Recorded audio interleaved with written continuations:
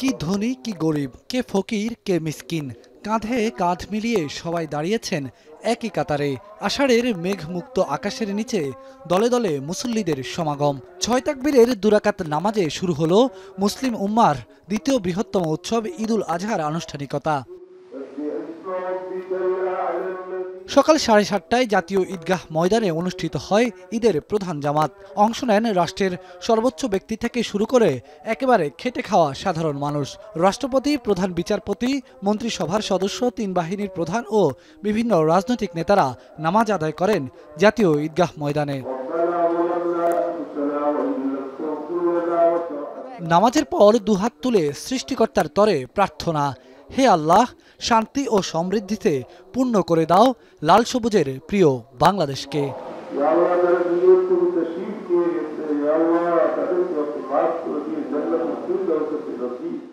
কুলি, মজুর কিংবা অফিস আদালতের বড় কর্তা, সব ভেদাভেদ আর শ্রেণী বৈষম্য ভুলে বুকে বুক মিলিয়ে সকলে আবদ্ধ হন প্রীতির বন্ধনে। একে অন্যের সাথে ভাগ করে নেন ঈদের খুশি। কুরবানি ঈদ আর রোজার ঈদ, এ দুটি ঈদই আমাদের জন্য আনন্দ বয়ে আনে, কারণ আল্লাহ তাআলা এই দুটি দিনকে আনন্দের দিন হিসেবে মুসলমানদের জন্য ঘোষণা করেছেন। মহান সৃষ্টিকর্তার কাছে পশুত্ব মনোভাবটা পশু জবাইয়ের মাধ্যমে দৃশ্যত শুধু নয়, আমরা সমাজের জন্য এটার প্রতিশ্রুতি হিসাবে প্রতিফল ভোগ করতে পারি। ভালো লাগছে। কাদের সঙ্গে এসছো? বাবার সঙ্গে। বাবার সঙ্গে এসছো? হ্যাঁ। আর কি কি করবা এই পুরো ঈদের দিন? ঈদের দিন আমাদের গরু কেন হবে না, গরুর দাম অনেক এখন। তো এইবারই ফার্স্ট টাইম আমি আসলে ঢাকাতে ঈদ করতেছি। তো গ্রামের ঈদের থেকে ঢাকার ঈদটা আসলে অন্যরকম।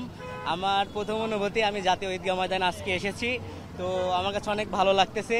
তবে গ্রামে যেই সম্প্রীতিগুলো আছে তার থেকে ঢাকাতে একটু আলাদা। সাধারণত গ্রামে ঈদ করা হয়, কিন্তু এবার আমার এইচএসসি পরীক্ষা আছে বলে ঢাকা ঈদ করা হচ্ছে।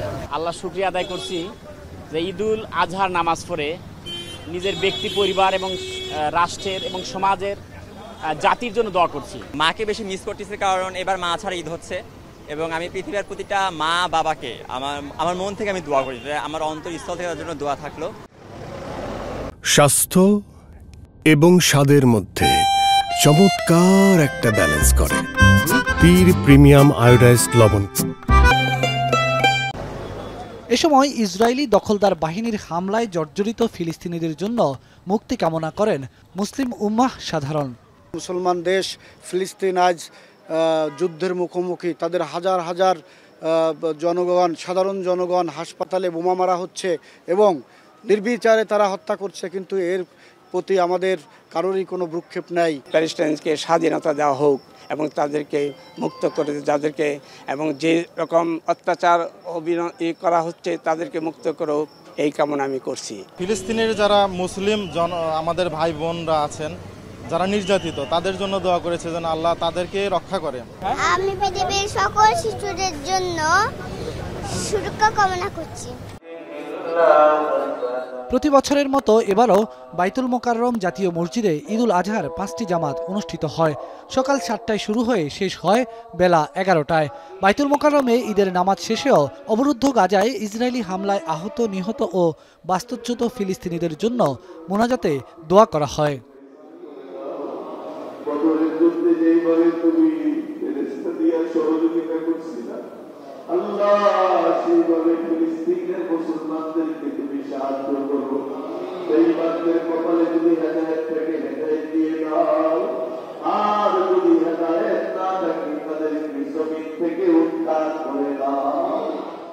জাতীয় ঈদগাহে ঈদের প্রধান জামাতে 121টি কাতারে অংশ নেন 35,000 মুসল্লি। যে সত্য সুন্দর ও কল্যাণ বয়ে আনে মানুষের জীবনে, তার জন্য প্রয়োজন চরম ত্যাগ স্বীকার করা। ঈদুল আজহার প্রকৃত উদ্দেশ্যই হলো নিজের অহমিকা ও উচ্চাভিলাষ উৎসর্গ করা। মানুষের ভেতরে থাকা পশুশক্তি, ক্রোধ, লোভ, মোহ, পরনিন্দা ও পরশ্রী কাতরতা, এসব রিপুকে ত্যাগ করতে হয় পশু কোরবানির মধ্য দিয়েই।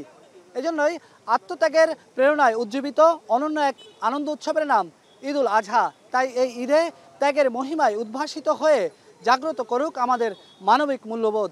ঈদের আনন্দ ছড়িয়ে পড়ুক সবার মাঝে। জাতীয় ঈদগাহ থেকে বেলায়েত হোসাইন, এখন, ঢাকা।